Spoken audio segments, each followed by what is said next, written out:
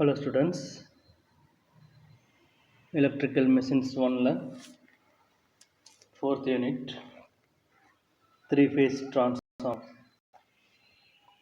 இந்த டாபிக்ல இன்னைக்கு நம்ம பார்க்குற டாபிக் என்ன அப்படின்னா மெத்தட்ஸ் ஆஃப் கூலிங் ஆஃப், அதாவது ஒரு 3-phase டிரான்ஸ்ஃபார்மரோட கன்ஸ்ட்ரக்ஷன், அதோட ஒர்க்கிங், அதுக்கப்புறம் அதோட டைப்ஸ் ஆஃப் கனெக்ஷன்ஸு, அதோட பேரலல் ஆப்ரேஷன் எல்லாம் பண்ணோம். இப்போ இந்த டிரான்ஸ்ஃபார்மரோட கூலிங் பற்றி நம்ம படிக்க போகிறோம். டிரான்ஸ்ஃபார்மரோட கூலிங் பர்பஸ். கூலிங் அப்படின்றதுன்னா டிரான்ஸ்ஃபார்மரை குளிர்ச்சியாக வச்சுக்கிறது. இப்போ டிரான்ஸ்ஃபார்மரில் இந்த கூலிங் அப்படின்றது எதுக்காக பண்ணணும் அப்படின்னு பார்த்தோம்னா, பொதுவாக ஒரு டிரான்ஸ்ஃபார்மரில் ஏற்படக்கூடிய கோர் லாஸும் காப்பர் லாஸும் ஹீட் எனர்ஜியாக மாற்றமடையுது.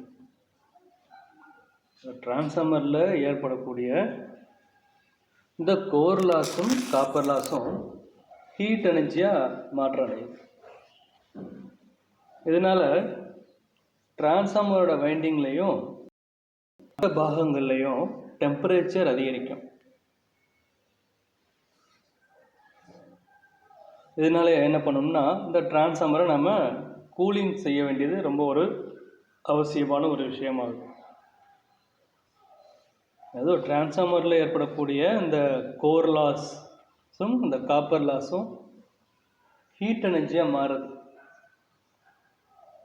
கோர் லாஸ் அப்படின்றது பிரைமரி வைண்டிங் சப்ளை கொடுக்கும்போது அங்கே அந்த ஏற்படக்கூடிய டிரான்ஸ்ஃபார்மரில் ஓசி அண்ட் ஏசி டெஸ்ட் படித்தோம் இல்லையா, 3rd யூனிட்டில் open circuit test, short circuit test. Open circuit test மூலமாக கோர் லாஸும் ஷார்ட் சர்க்யூட் டெஸ்ட் மூலமாக காப்பர் லாஸும் நம்ம கண்டுபிடிச்சோம் இல்லையா. இந்த பிரைமரி வைண்டிங் சப்ளை கொடுக்கும் போது அங்கே ஏற்படக்கூடிய அந்த ஹீட், அந்த லாஸ் தான் அந்த கோர் லாஸ்ன்றது. அது மாதிரி செகண்டரி வைண்டிங்கில் இந்த லோடை பொறுத்து என்ன ஆகும்னா இந்த லாஸஸ்ஸு ஏற்படும். அது வந்து காப்பர் லாஸ் அப்படின்றது. இந்த 2 லாஸஸ்னால ஹீட் எனர்ஜியாக மாற்றமடையுது. இதனால் அந்த டிரான்ஸ்ஃபார்மர் வைண்டிங்லையும் மற்ற பாகங்களையும் டெம்பரேச்சர், அதாவது ஹீட்டு அதிகமாகுது. இதனால் டிரான்ஸ்ஃபார்மரை கூலிங் செய்ய வேண்டியது ஒரு அவசியமானது. இந்த டிரான்ஸ்ஃபார்மரை கூலிங் பண்ணுறதுக்கு ஒரு 5-6 மெத்தட்ஸ் இருக்குது. ஒரு 6 மெத்தட்ஸில் டிரான்ஸ்ஃபார்மர் கூலிங் பண்ணுவாங்க. இப்போ ஸ்மால் சைஸ் டிரான்ஸ்ஃபார்மராக இருந்தாலும் சரி, இல்லை ஒரு சப்ஸ்டேஷனில் ஒரு தெருவில் இருக்கக்கூடிய டிஸ்ட்ரிபியூஷன் டிரான்ஸ்ஃபார்மராக இருந்தாலும் சரி, இல்லை சப்ஸ்டேஷன்லேயோ இல்லை பவர் ஜென்ரேட் பண்ணக்கூடிய இடத்துல கூடிய டிரான்ஸ்ஃபார்மராக இருந்தாலும் சரி, இந்த டிரான்ஸ்ஃபார்மர்ஸை எந்தெந்த மெத்தட்லலாம் நம்ம கூலிங் பண்ணலாம் அப்படின்றத இப்போ நம்ம பார்க்க போகிறோம். ஸோ அந்த வகையில் ஃபஸ்ட்டு என்னென்னா, படம் 4.13ல் number 1 air natural cooling, AN cooling சொல்லுவாங்க. ஏன்னா ஏரு, என்னன்னா நேச்சுரல் அப்படின்றது. ஏன்னா ஏர், என்னன்றது நேச்சுரல். ஏர் நேச்சுரல் கூலிங் அப்படின்றது. இந்த மாதிரியான டிரான்ஸ்ஃபார்மரை இதை பார்த்தீங்கன்னா ஒரு டப்பா மாதிரி போட்டிருக்கு. உள்ளே 3 சின்ன சின்ன டப்பா மாதிரி போட்டிருக்காங்க இல்லையா. அந்த வெளியில் இருக்கக்கூடிய பெருசாக இருக்கக்கூடிய டப்பா மாதிரி இருக்கிறது தான் அந்த டிரான்ஸ்ஃபார்மரோட அவுட்டர் டேங்க்குன்னு சொல்லக்கூடிய அந்த டேங்க்கு தொட்டி மாதிரி இருக்கும். அதுக்குள்ளே தான் என்ன பண்ணுன்னா வைண்டிங்ஸ் வச்சுருப்பாங்க. உள்ளே 3 டப்பா மாதிரி போட்டு கோடு கோடாக போட்டிருக்காங்க இல்லையா, அது வந்து செல் டைப்பில் இருக்கக்கூடிய 3 வைண்டிங். இது சின்ன சைஸ் டிரான்ஸ்ஃபார்மர். வெளியில் டப்பா மாதிரி போட்டிருந்தா அது வந்து டிரான்ஸ்ஃபார்மரோட கவர். நீங்கள் தெருவில் போகும்போது டிரான்ஸ்ஃபார்மர் பார்ப்பீங்கன்னு நினைக்கிறேன். டிரான்ஸ்ஃபார்மரில் இருக்கும் இல்லையா, உள்ளே டப்பா மட்டும் தெரியும், உள்ளே என்ன இருக்கும், டிரான்ஸ்ஃபார்மரோட வைண்டிங்ஸ் இருக்கும். அதே மாதிரி இது ஒரு ஸ்மால் சைஸ் டிரான்ஸ்ஃபார்மர். அதாவது மிக குறைஞ்ச கெப்பாசிட்டி, அதே சமயத்தில் குறைஞ்ச வோல்டேஜில் இயங்கக்கூடிய இந்த டிரான்ஸ்ஃபார்மர்களை இந்த முறையில் கூலிங் செய்யப்படுது. இப்போ டிரான்ஸ்ஃபார்மரை சுற்றியுள்ள இந்த இயற்கை காற்றை பயன்படுத்தி கூலிங் செய்யப்படுறாங்க. அதாவது இந்த டிரான்ஸ்ஃபார்மருக்கு சின்ன சைஸ் டிரான்ஸ்ஃபார்மர் தான். இதை வந்து பெல் வச்சு ஆப்ரேட் பண்ணும் பொழுது அந்த காற்று டிரான்ஸ்ஃபார்மர் போல படுமா இல்லையா, வெளியில் கூடிய அந்த காற்று, அதுதான் நேச்சுரல் கூலிங் சொல்லக்கூடிய. ஸோ இந்த மூலமாகவே ஆட்டோமேட்டிக்காக கூலிங்கு நடக்கும். இந்த ஏர் நேச்சுரல் கூலிங் அப்படின்னு சொல்லக்கூடியது நம்பர் 1 ஏர் நேச்சுரல் கூலிங் அப்படின்னு சொல்லக்கூடியது. இது நம்பர் 1 ஸ்மால் சைஸ் டிரான்ஸ்ஃபார்மருக்கு பயன்படுத்தக்கூடியது. அடுத்து பார்த்தோம்னா ஏர் பிளாஸ்ட் கூலிங், ஏபி கூலிங் அப்படின்னு சொல்லுவாங்க. ஏன்றது ஏர், பின்றது பிளாஸ்ட். டயக்ராம் போட்டிருக்காங்க இல்லையா, படம் ஃபிகர் 4.14. என்ன அப்படின்னா, இந்த டிரான்ஸ்ஃபார்மருக்கு இந்த முறையில் பார்த்தீங்கன்னா ஆயில் டேங்குக்குள்ள வைக்காத டிரான்ஸ்ஃபார்மரை, அதாவது இந்த முறையானது ஆயில் டேங்கினுள் வைக்காத டிரான்ஸ்ஃபார்மரை கூலிங் செய்ய பயன்படுகிறது.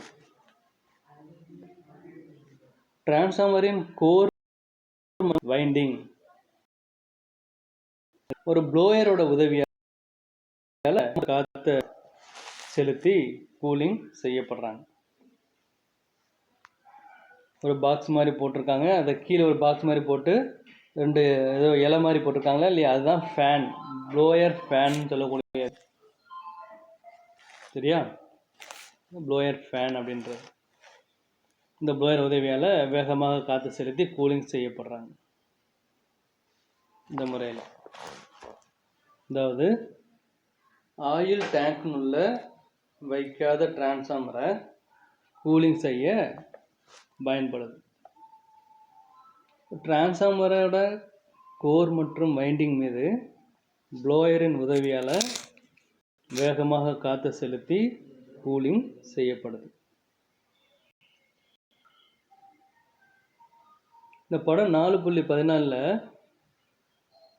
ஏர் பிளாஸ்ட் கூலிங் அமைப்பு காட்டப்பட்டுள்ளது.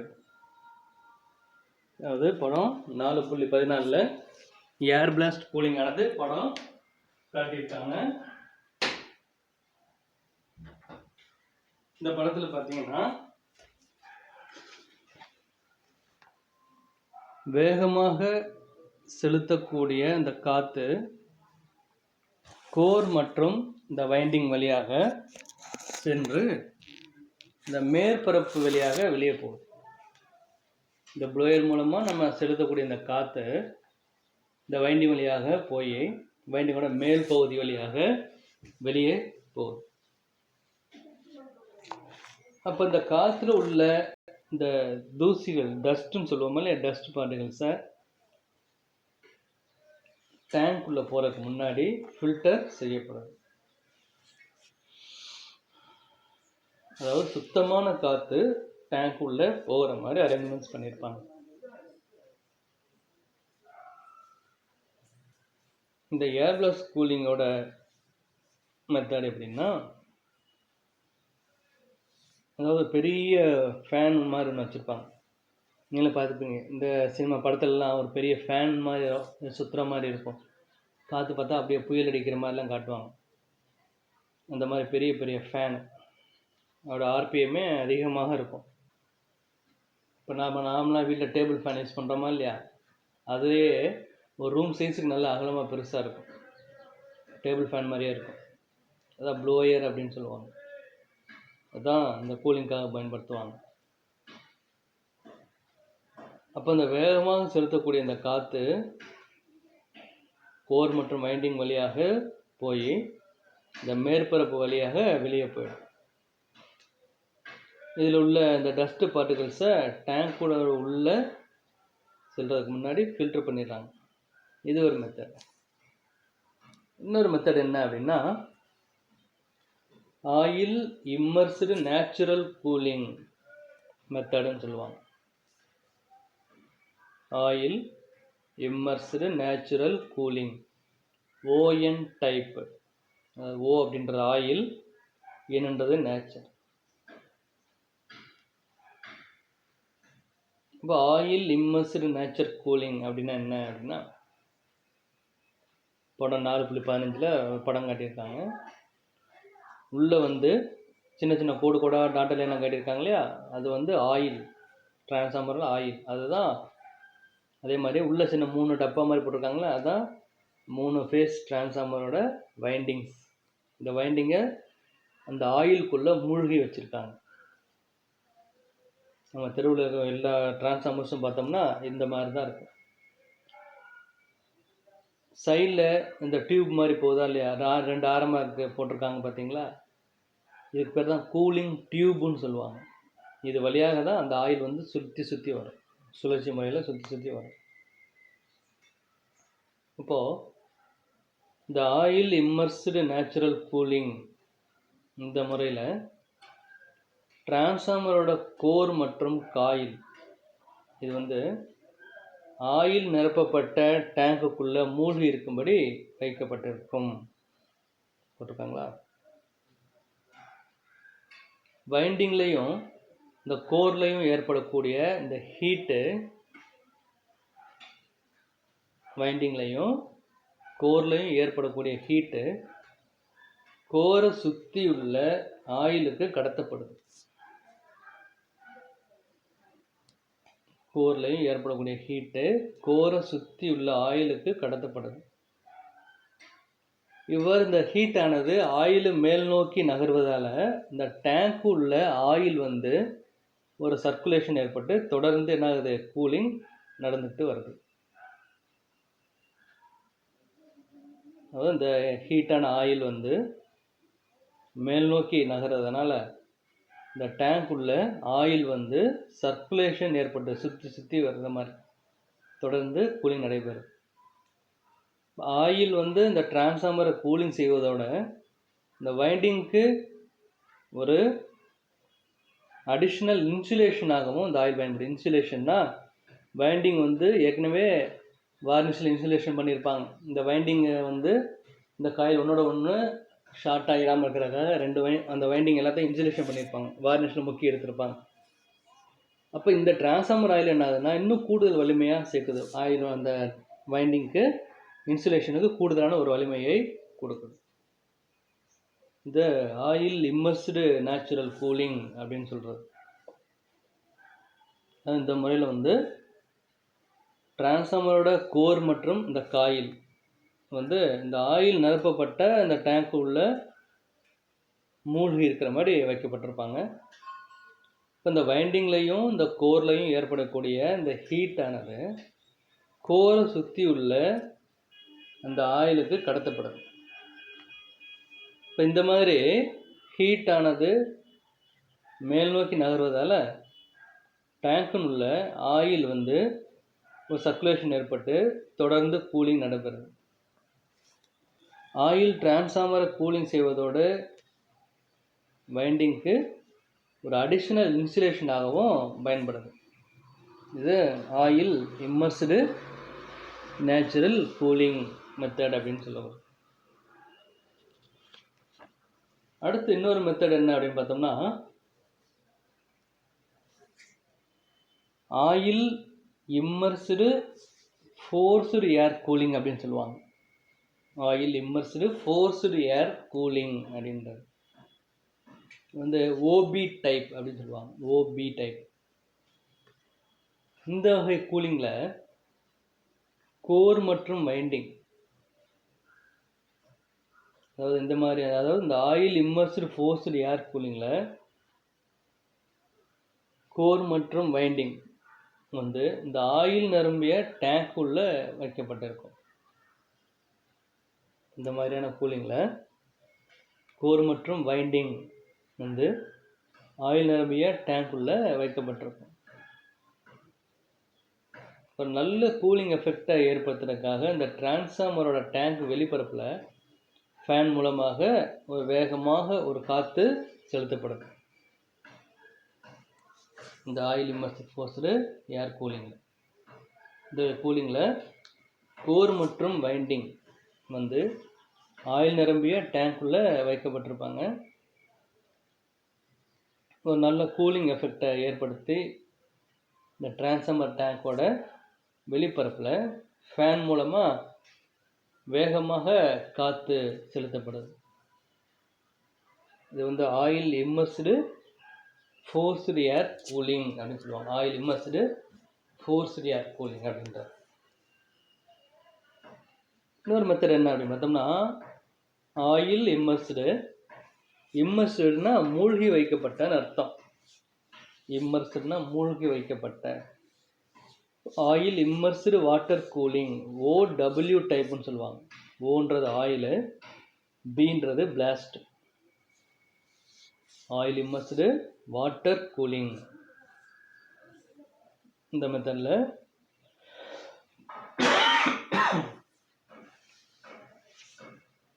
டிரான்ஸ்ஃபார்மர் டேங்க் இருக்குது, உள்ள வைண்டிங் இருக்கும். இந்த டேங்கோட வெளிப்பகுதியில் ஒரு டியூப் மாதிரி சுற்றி இருப்பாங்க. டேங்கோட வெளிப்பகுதியில் ஒரு டியூப் மாதிரி சுற்றி இருப்பாங்க. இந்த வளையாக போட்டு ஒரு பைப் மாதிரி வெளியே நீட்டிட்டு இருக்கிற மாதிரி போட்டிருக்காங்களா இல்லையா,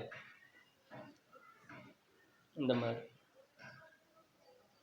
இது என்னென்னா, இந்த வகை கூலிங்கில் இந்த கோர் அப்புறம் வைண்டிங், கோர் மற்றும் வைண்டிங் இந்த ஆயில் நிரப்பிய இந்த டேங்க்குள்ளே மூழ்கி இருக்கிற மாதிரி வைக்கப்பட்டிருப்பாங்க. ஏற்கனவே நம்ம ஆயில் இம்மர்ஸில் பார்த்தோம்னா அதே மாதிரி இந்த கோர் மற்றும் இந்த வைண்டிங் வந்து இந்த ஆயில் நிரம்பிய டேங்க்குள்ளே மூழ்கி இருக்கிற மாதிரி வச்சிருப்பாங்க. ஒரு நல்ல கூலிங் எஃபெக்டை ஏற்படுத்துறதுக்காக இந்த டேங்கை சுற்றி இந்த டியூப் வழியாக குளிர்ந்த நீர் வந்து செலுத்துவாங்க.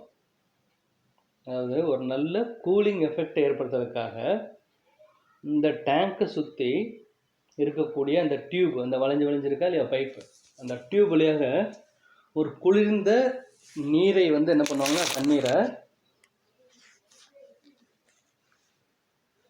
இந்த டியூப் வழியாக ஒரு குளிர்ந்த நீர் வந்து செலுத்துவாங்க.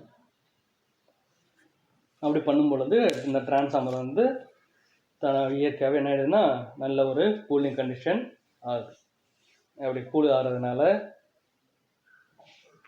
டிரான்ஸ்ஃபார்மரு ஒர்க்கிங் கண்டிஷனில் ஹீட் ஆகாமல் அப்படியே மெயின்டைன் ஆகுது. ஜாஸ்தி ஹீட்டு ஏற்படாது. இதுதான் இது ஒரு முக்கியமான ஒரு பாயிண்ட். கூலிங் அப்படின்றது டிரான்ஸ்ஃபார்மரில் இந்த கோர் லாஸ்னாலையும் காப்பர் லாஸ்லாம் ஏற்படக்கூடிய அந்த ஹீட்டை குறைக்கிறதுக்காக தான் பயன்படுத்தக்கூடியது. அப்போது இந்த ஆயில் இம்மர்ஸ்டு வாட்டர் கூலிங்கில் இந்த கோர் மற்றும் இந்த வைண்டிங் ரெண்டுமே இந்த ஆயில் நிரம்பிய அந்த டேங்க்கில் மூழ்கி இருக்கிற மாதிரி வச்சுருப்பாங்க. அதே சமயத்தில் ஒரு நல்ல கூலிங் கிடைக்கணுன்றதுக்காக இந்த டேங்கை சுற்றி வச்சுருக்கக்கூடிய அந்த டியூப் வழியாக இந்த குளிர்ந்த நீரானது என்ன பண்ணுவாங்கன்னா செலுத்திடுவாங்க. இன்னொரு மெத்தடு என்ன அப்படின்னு பார்த்தோம்னா, ஆயில் ஃபோர்ஸ்டு நேச்சுரல் கூலிங் அப்படின்னு சொல்லி ஒரு method. Oil forced natural cooling, OFN type அப்படின்னு சொல்லுவாங்க. OFN type. இந்த OFN டைப்போட டயக்ராம் வந்து கொடுத்துருக்காங்க.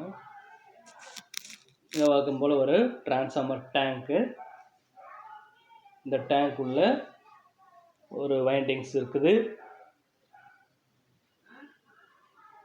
வைண்டிங்ஸ் அண்ட் கோர் ரெண்டும் இருக்குது. அந்த டிரான்ஸ்ஃபார்மர் டேங்க் மேலே புஷ்ஷிங் அப்படின்னு ஒரு அமைப்பு காட்டியிருக்காங்க. புஷ்ஷிங் சொல்லக்கூடியது. ஸோ அந்த புஷ்ஷிங் வழியாகத்தான் அதாவது பிரைமரி வைண்டிங்க்கு ஒரு 3 புஷ்ஷர்ஸ் வச்சுருப்பாங்க. அதே மாதிரி செகண்டரி வைண்டிங்க்கு 4 புஷ்ஷர்ஸ் இருக்கும். பொதுவாக எந்த ஒரு டிஸ்ட்ரிபியூஷன் டிரான்ஸ்ஃபார்மர் இருந்தாலுமே ஸ்டார் கனெக்ஷன் வந்து, அதாவது பிரைமரி கனெக்ஷன் வந்து டெல்டாலையும் அதாவது செகண்டரி வைண்டிங் வந்து ஸ்டார் கனெக்ஷன்லேயே இருக்கும். இப்போ பிரைமரி வைண்டிங் டெல்டா கனெக்ஷன் அப்படின்னு சொல்லும் பொழுது 3 RYBன்ற 3 ஃபேஸ் சப்ளை உள்ளே போகணும். அந்த 3 ஃபேஸ் சப்ளை சப்ஸ்டேஷன் வந்து நேராக அந்த டிஸ்ட்ரிபியூஷன் டிரான்ஸ்ஃபார்மருக்கு வரும். அந்த வரக்கூடிய சப்ளையானது 3 வயர் மட்டும்தான் சப்ஸ்டேஷன்லேருந்து வரும். அந்த 3 வயர் நேராக டெல்டா கனெக்ஷனில் உள்ள அந்த புஷஸ் வழியாக உள்ளே கொடுத்துருவாங்க. அதே மாதிரி பிரைமரி வைண்டிங் கொடுத்தோன்னா செகண்டரி வைண்டிங்கில் ஸ்டார் கனெக்ஷனில் நியூட்ரல் பாயிண்ட் எடுக்கணும். அப்போது 4 புஷஸ் இருக்கும். அப்போ செகண்டரியில் இருக்கக்கூடிய அந்த 4 வைண்டிங்கையும் அதே புஷஸ் வழியாக திருப்பி இன்னொரு எக்ஸ்ட்ரா ஒரு 4 புஷஸ் இருக்கும். பிரைமரிக்கு 3 புஷ் இருக்கும், செகண்டரிக்கு 4 புஷஸ், மொத்தம் 7 புஷஸ் இருக்கும். அந்த செகண்டரியில் இருக்கக்கூடிய அந்த 4 புஷஸ் வழியாக செகண்டரி வைண்டிங்கை வெளியில் அவுட்புட்டு எடுப்பாங்க. அப்போது சப்ளை உள்ளே கொடுக்கறதுக்கும் சப்ளை வெளியே எடுக்கிறதுக்கும் இந்த புஷஸ் வழியாக தான் பயன்படுத்தும். அதுதான் அந்த புஷ்ஷிங் சொல்லக்கூடியது. அதுக்கடுத்து அது கூடவே கன்சர்வேட்டர் அப்படின்னு சொல்லி ஒரு வட்டம் போட்டிருக்காங்க. கன்சர்வேட்டர்னு சொல்லி கன்சர்வேட்டர் டேங்க்னு சொல்லக்கூடியது. அதுள்ள டிரான்ஸ்ஃபார்மர் ஆயில் உள்ளே இருக்கு இல்லையா, அதோட ப்ரெஷரோட அளவை நம்ம தெரிஞ்சுக்கிறது. அதுக்கடுத்து ஆயில் பம்புன்னு ஒன்று கொடுத்துருக்காங்க. அதாவது இந்த ஆயில் வந்து சுழற்சி முறை உள்ளே சுற்றி வருமா இல்லையா, அந்த மெஷர் பண்ண அந்த ஆயில் பம்புன்றது. அதுக்கடுத்து ரேடியேட்டர் அப்படின்னு ஒன்று கொடுத்துருக்காங்க. ரேடியேட்டர் என்னது, நம்ம லாரி பஸ்ஸுலாம் பார்த்துப்போம் இல்லையா, அந்த என்ஜினுக்கு முன்னாடி ஒரு பெரிய வலை போட்டு டப்பா மாதிரி போட்டிருப்பாங்க, அதுக்குள்ளே தண்ணி ஊற்றுவாங்களா இல்லையா, அதுதான் ரேடியேட்டர்னு சொல்லக்கூடியது. அந்த ரேடியேட்டர் தான் இங்கே. அப்போ இந்த ரேடியேட்டர் தான் வழக்கம் என்ன பண்ணுவாங்க, தண்ணி உள்ளே ஊற்றுவாங்க. இந்த லாரி பஸ்ஸு கார் எல்லாத்துலேயும் பார்ப்போமா இல்லையா, முன்னாடி டிரைவர் ஒரு குழாய் மாதிரி ஓப்பன் பண்ணி உள்ளே அதுக்குள்ளே என்ன பண்ணுவாங்க, வாட்டர் பாட்டில் தண்ணி மாதிரி உள்ளே ஊற்றுவாங்களா இல்லையா, பார்த்துருப்பீங்க நீங்கள். அதான் ரேடியேட்டர்ன்றது, கூலிங்காக பயன்படுத்தக்கூடிய ரேடியேட்டர். இன்ஜினோட ஹீட்டை குறைக்கிறதுக்கு பயன்படுத்தக்கூடிய ரேடியேட்டர். அதே மாதிரி தான் இங்கே டிரான்ஸ்ஃபார்மரில் வெளியில் டிரான்ஸ்ஃபார்மரோட வெளிப்பகுதியில் ஒரு ரேடியேட்டர்னு ஒன்று வச்சுருக்குறாங்க. இது ஒரு வாட்டர் இன்லெட்டு, வாட்டர் அவுட்லெட் அப்படின்னு 2 ப்ரொவிஷன் இருக்குது. வாட்டர் இன்லெட் அப்படின்னா ரேடியேட்டர் அது வழியாக தண்ணி உள்ளே போகும். வாட்டர் அவுட்லெட்னா தண்ணீர் வெளியே வரும். அதான் வாட்டர் இன்லெட்டு, வாட்டர் அவுட்லெட்டுன்னு சொல்லக்கூடிய 2 பகுதி. இதுதான் ஒரு ஆயில் ஃபோர்ஸ்டு நேச்சுரல் கூலிங்கோட ஒரு அமைப்பு. இப்போ இங்கே என்ன நடக்குது, இந்த மெத்தடில் வந்து ஒரு டிரான்ஸ்ஃபார்மரை அந்த ஆயிலுக்குள்ளே மூழ்கி இருக்கிற மாதிரி வச்சுருப்பாங்க. இந்த டிரான்ஸ்ஃபார்மர் வைண்டிங் அண்டு கோர் ரெண்டும். இந்த கோர் மற்றும் வைண்டிங் இந்த வழியாக இந்த ஃபோர்ஸ்டு ஆயில் வந்து அனுப்புகிறாங்க. இப்போ தனியாக ஒரு கூலர் வந்து என்னென்னா டிரான்ஸ்ஃபார்மர் டேங்க் வெளியில் அமைக்கப்பட்டிருக்கும். அதாவது கூலர் அப்படின்னு சொல்லக்கூடியது அந்த ரேடியேட்டர்னு பார்த்தோமா இல்லையா, அந்த பகுதி. அதாவது தனியாக ஒரு கூலர்னு ஒரு அரேஞ்ச்மெண்ட்ஸ் வெளியே வச்சுருப்பாங்க. இந்த டிரான்ஸ்ஃபார்மர் டேங்கோட இந்த கூலரோட 2 பைப் வந்து கனெக்ட் பண்ணியிருப்பாங்க. படத்தை நீங்கள் ஏற்கனவே பார்த்தா அந்த ஆயில் பம்புன்னு போட்டோமா பைப் லைன், இந்த கூலருக்கும் இந்த டிரான்ஸ்ஃபார்மருக்கு இடையில் அந்த பைப் வந்து கனெக்ட் பண்ணியிருப்போம். இப்போ மேலே இருக்கிற அந்த பைப் வழியாக இந்த டிரான்ஸ்ஃபார்மர் டேங்க்லேருந்து கூலருக்கு ஒரு ஹாட்டான ஆயில் வந்து சர்க்குலேட் ஆகும். 2 பைப் இருக்குன்னு சொன்னோமா இல்லையா, அந்த 2 பைப்பில் மேலே உள்ள ஒரு பைப் வழியாக அந்த டிரான்ஸ்ஃபார்மர் டேங்க்லேருந்து கூலருக்கு ஹாட் ஆயில் வந்து சர்க்குலேட் ஆகும். அப்போ இந்த கூலர்லேருந்து இந்த கூல் ஆயில் இந்த டிரான்ஸ்ஃபார்மர் டேங்குக்கு பாட்டம் பைப்பு வழியாக போகும். அப்போ மேலே இருக்கிற அந்த பைப் மூலமாக இந்த டிரான்ஸ்ஃபார்மர் டேங்க்லேருந்து கூலருக்கு அந்த ஹாட்டான ஆயில் வந்து சர்க்குலேட் ஆகும். அப்போ அந்த கூலர்லேருந்து அந்த கூல் பண்ண ஆயில் வந்து டிரான்ஸ்ஃபார்மர் டேங்க்கு பாட்டம் பகுதிக்கு பைப் வழியாக போகும். இது அந்த சர்க்குலேஷன் ப்ராசஸ். இந்த மெத்தடுக்கு ஆயில் ஃபோர்ஸ்டு நேச்சுரல் கூலிங் அப்படின்னு சொல்கிறோம். இப்போ இந்த மெத்தடில் டிரான்ஸ்ஃபார்மரை ஆயிலுக்குள்ளே மூழ்கி வச்சுருப்பாங்க. இதில் வந்து இந்த கோர் மற்றும் வைண்டிங் வழியாக இந்த ஃபோர்ஸ்டு ஆயில் அனுப்பப்படுது. தனியாக ஒரு கூலரு டிரான்ஸ்ஃபார்மர் டேங்க் வெளியே அமைக்கப்பட்டிருக்கும். இந்த டிரான்ஸ்ஃபார்மர் டேங்கோட கூலரோட 2 பைப்பு இணைச்சிருப்பாங்க. இப்போ மேலே உள்ள பைப் வழியாக டிரான்ஸ்ஃபார்மர் டேங்க்லேருந்து கூலருக்கு ஹாட் ஏர் வந்து அதாவது ஹாட் ஆயில் வந்து சர்க்குலேட் ஆகும். அப்போ கூலர்லேருந்து கூல் ஆயில் வந்து டிரான்ஸ்ஃபார்மர் டேங்க்கு பாட்டம் பைப் வழியாக போகும். இதுதான் ஆயில் ஃபோர்ஸ்டு நேச்சுரல் கூலிங்கிறது. அப்போது இந்த மெத்தட்ஸ் ஆஃப் கூலிங் ஆஃப் டிரான்ஸ்ஃபார்மரில் இப்போ 6 மெத்தட்ஸ் பார்த்தோம். 1 ஏர் நேச்சுரல் கூலிங், 2 ஏர் பிளாஸ்ட் கூலிங், 3வது ஆயில் இம்மர்ஸ்டு நேச்சுரல் கூலிங், அதுக்கடுத்து 4வது oil immersed forced air cooling, 5 oil immersed water cooling, 6 oil forced natural cooling அப்படின்றது. ஸோ இந்த 4th யூனிட்டில் இந்த கூலிங் ஆஃப் டிரான்ஸ்ஃபார்மர் ரொம்ப முக்கியமான ஒரு கொஸ்டின். போர்டு எக்ஸாம் இது வரைக்கும் எப்படி கேட்டிருக்காங்க, explain any 2 methods of cooling of டிரான்ஸ்ஃபார்மர்னு கேட்டிருக்காங்க. Explain any 2 methods of cooling. இந்த 6 மெத்தடில் உங்களுக்கு பிடிச்ச ஏதாவது 2 மெத்தட்ஸ் எழுதலாம். மேக்ஸிமம் நீங்கள் அந்த படம் இருக்கிற மாதிரி ஒரு டயக்ராம் பண்ணிங்கன்னா உங்களுக்கு ஈஸியாக இருக்கும். ஏன்னா படத்துக்கு 5 மார்க் கொடுப்பாங்க, ஆன்சருக்கு 5 மார்க் கொடுப்பாங்க. எனி 2 மெத்தட்ஸ்னால் படம் போட்டு வரைகிற மாதிரி ஏதாவது 2 மெத்தட்ஸ் ஆஃப் கூலிங்கை நீங்கள் ப்ரிப்பேர் பண்ணிக்கிறது உங்களுக்கு ரொம்ப ஈஸியாக இருக்கும். இதை ப்ரிப்பேர் பண்ணிக்கங்க.